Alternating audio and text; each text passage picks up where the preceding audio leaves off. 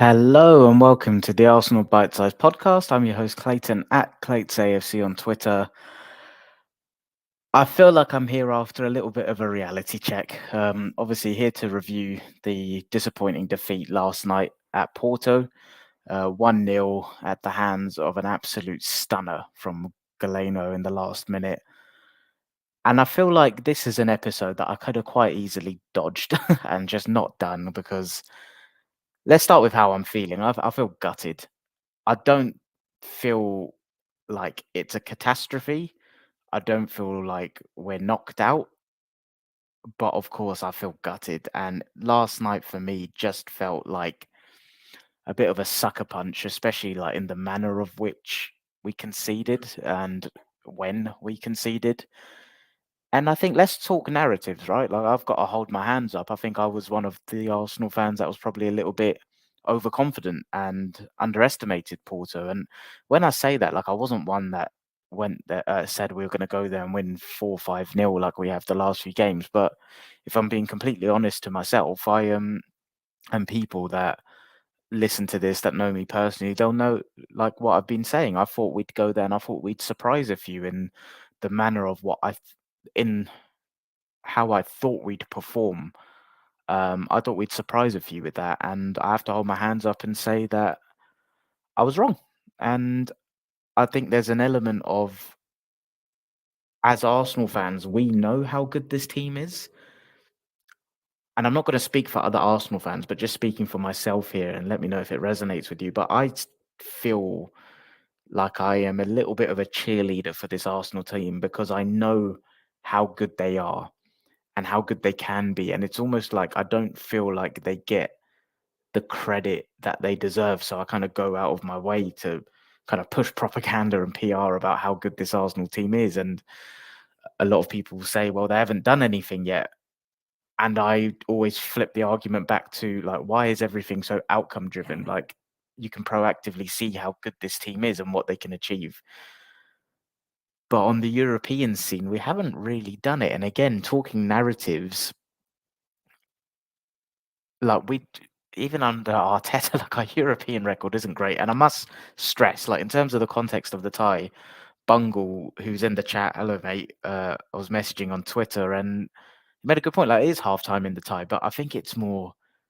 I didn't think we'd go there and lose yesterday, if I'm being completely honest. And I think leaving there, not a shot on target, like it's disappointing, but we'll get into it. But yeah, I think where I was going with that is just as an Arsenal fan, I think I'm quite out there with trying to push how good this team is because I know what they're capable of. But last night for me, there were still areas where I could see this team really is still a little bit, I say immature, but I don't mean that as a criticism, just in terms of literal age. Like you could still see it's a young team, in my opinion, in some aspects last night. But yeah, let's get into it. Like, try to keep these reviews short and sweet. And to be honest, I was actually going to swerve doing this, but I thought it'd be quite nice to just kind of get it all out there, like how everyone's feeling, rather than bottling it up and heading straight to Newcastle. Let's just talk through it, see how everyone's feeling.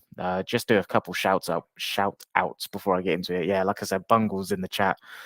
Punching tube train windows at 6:56 a.m., scaring law-abiding citizens. Last kick of the game, Tings. Yeah, not good, man. And I hope your fist is all right after punching the tube windows that early. Bungle, hello, Clayton. Assuming Uncle Mike is in the building, and he is indeed. Oi, oi, oi, nephew.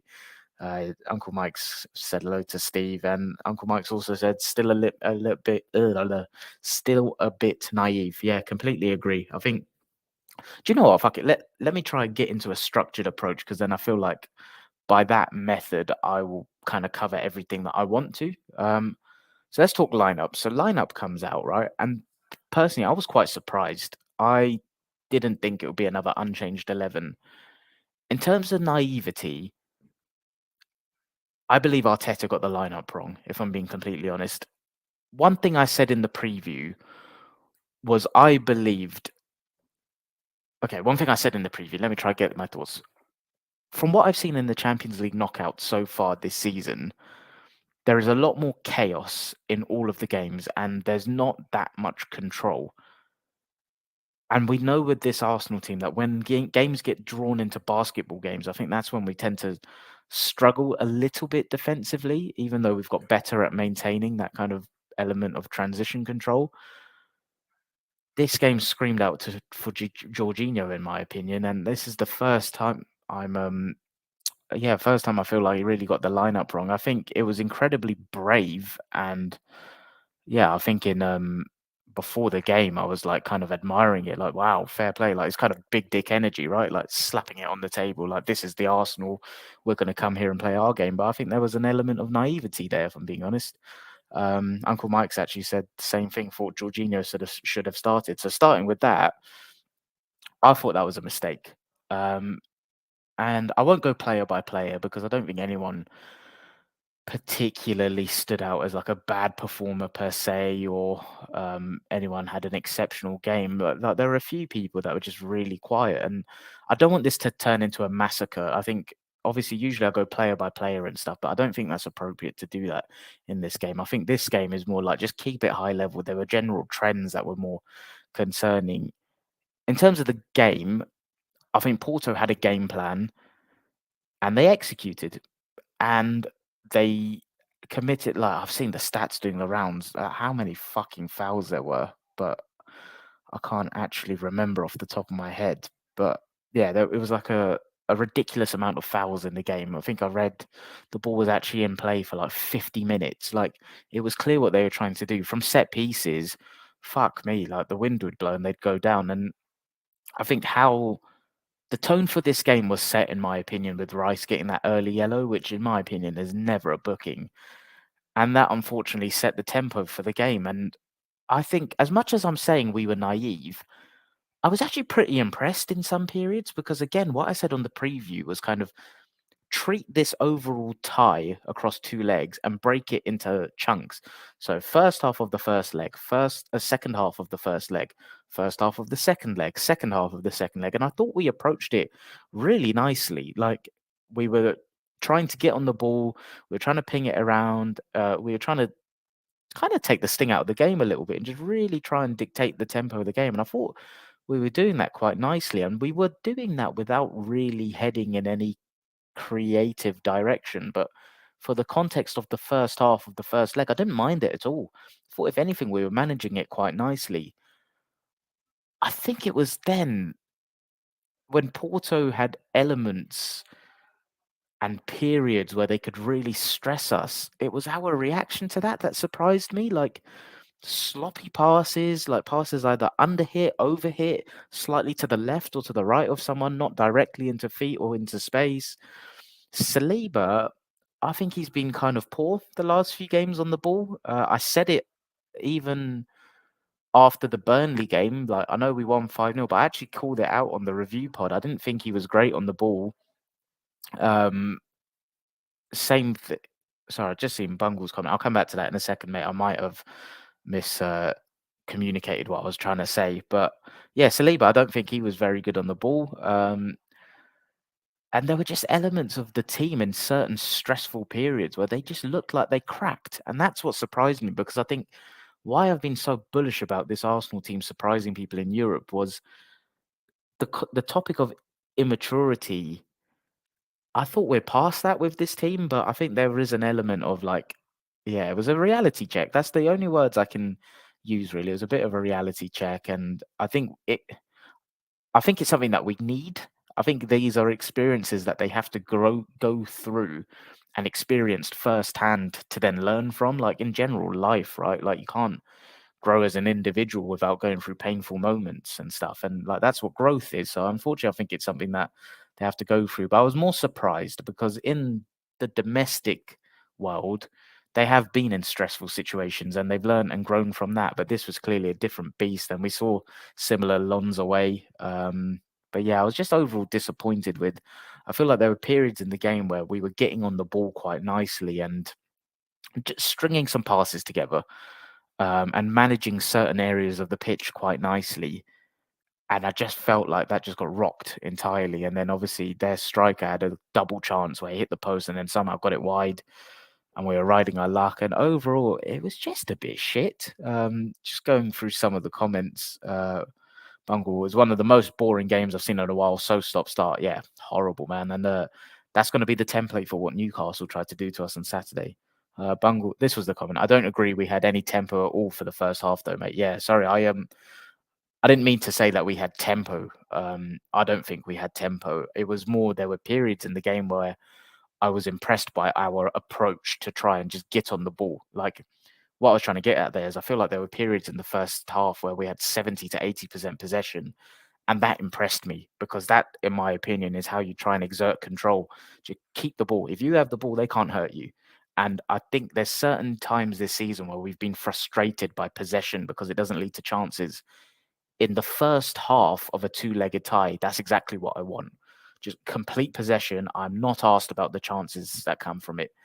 And you know what? This is the sort of thing where I think if the game finishes 0-0, we're probably thinking, do you know what? We back us at home. And I still, for what it's worth, from what I saw of this Porto team, I- I'm not as I've seen some Arsenal fans like, oh, we'll deal with them in N5, we'll deal with them when they come to our place. Like, I'm not quite on that level, but I still believe we're a better team. And in our environment at home, I didn't see too much of this Porto team that alarms me. But the flip side of this, and I wish I had this comment to hand now. So I'm in an Arsenal group chat, and someone on FPL Twitter, his name is Hedgehog FPL. Some of you guys might know him. He said something that literally just summarized exactly how I feel.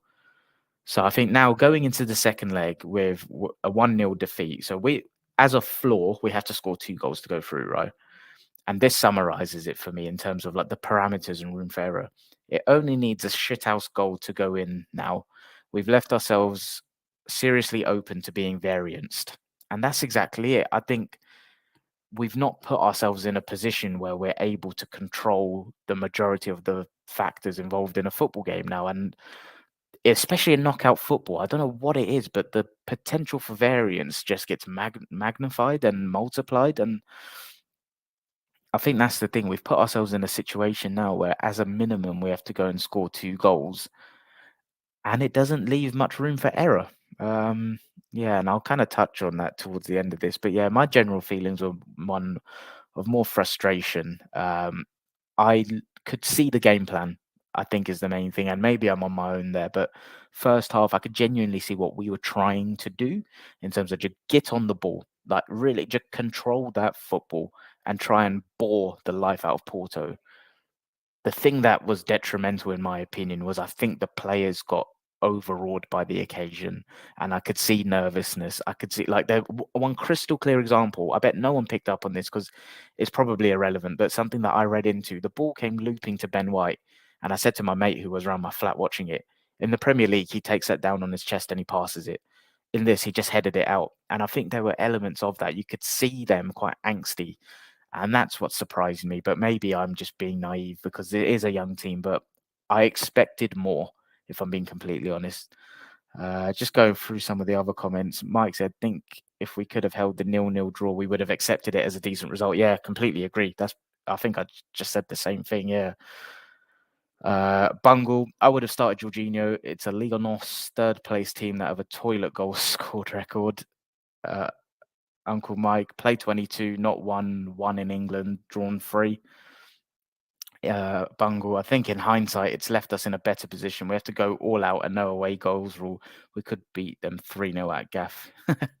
Yeah, I don't know. Like, I get the point about the away goals rule, but I think it's just more, we know what the nature of this game is going to be, right? It's going to be stop-start. They're going to try to kick the shit out of us. They're going to try to interrupt play as much as possible. And let's see. Arsenal have struggled against deep blocks, but in the last 2 domestic games, we've seen a proactive solution to try and open up teams. But in this game, didn't really get a sniff going forward. And yeah, like I know I said I wasn't going to do individual players, but I'm just looking at the lineup and like Trossard, anonymous, Martinelli, poor.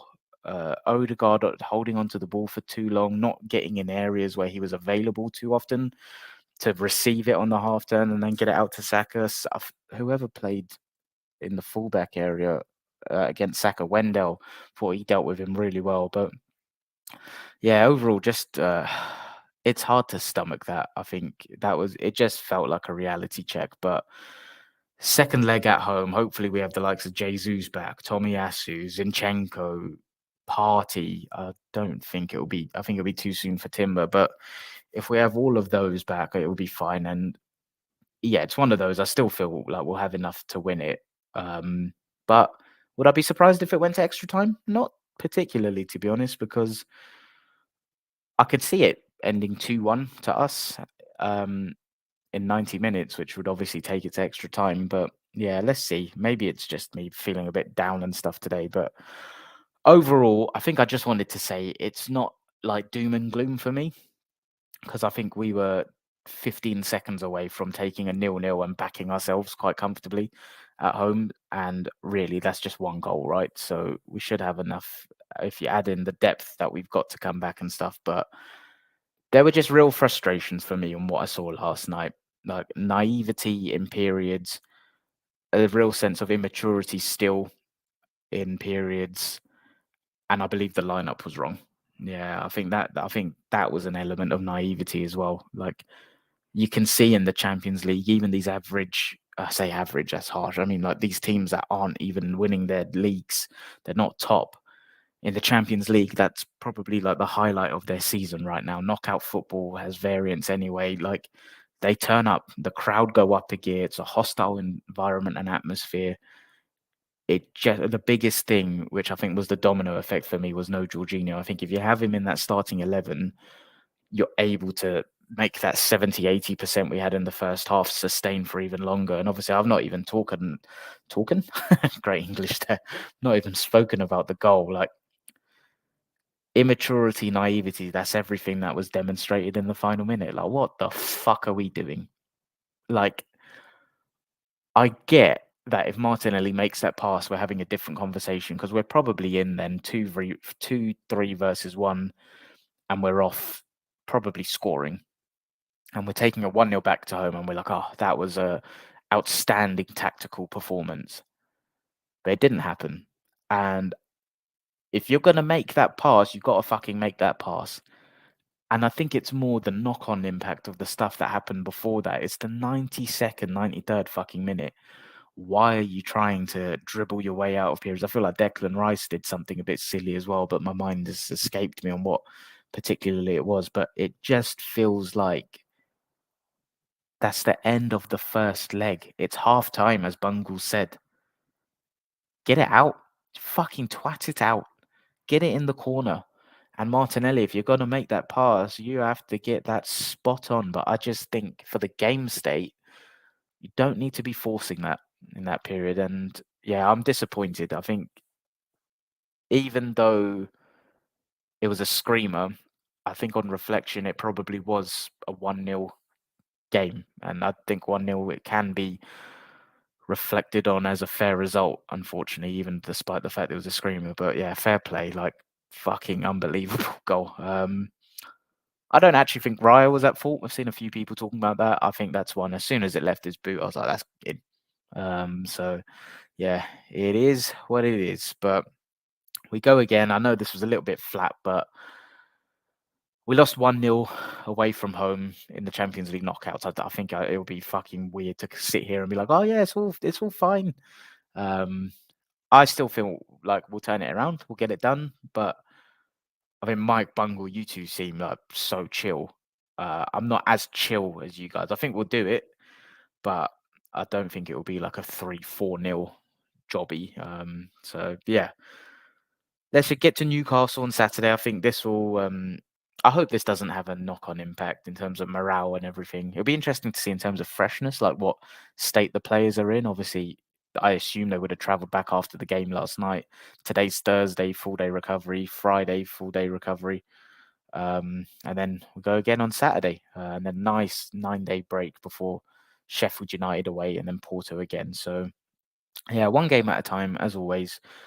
It's not the end of the world, but it's okay to be disappointed. I feel like in this modern culture of like football fandom, sometimes you're not even allowed to feel upset without people perceiving you as negative. So I think it's as long as you're not being like insulting to the players and stuff, then and it's constructive, it's all good. But yeah, it's not how we wanted to return to the Champions League. Obviously, we've not been there for 7 years. We've not got to the quarter final for 14 years, so let's not fucking make it 15. On to Newcastle, then Sheffield United, and then we're back for the return leg. Thanks for tuning in, guys. And as always, if you've liked the stream, if you enjoyed it, if you found it quite cathartic, a bit of therapy, please drop the stream a like, hit the subscribe button, and tell your friends about us. It's a group therapy here. But yeah, onwards and upwards. I'm not sure if it will be Nima and I or just me tomorrow, but Newcastle preview. We're both going to be at the game together on Saturday, sat next to each other, so that'll be nice. So yeah, preview tomorrow and then the review sometime next week, obviously, before a little break before Sheffield United. Yeah, onwards and upwards. Up the Arsenal.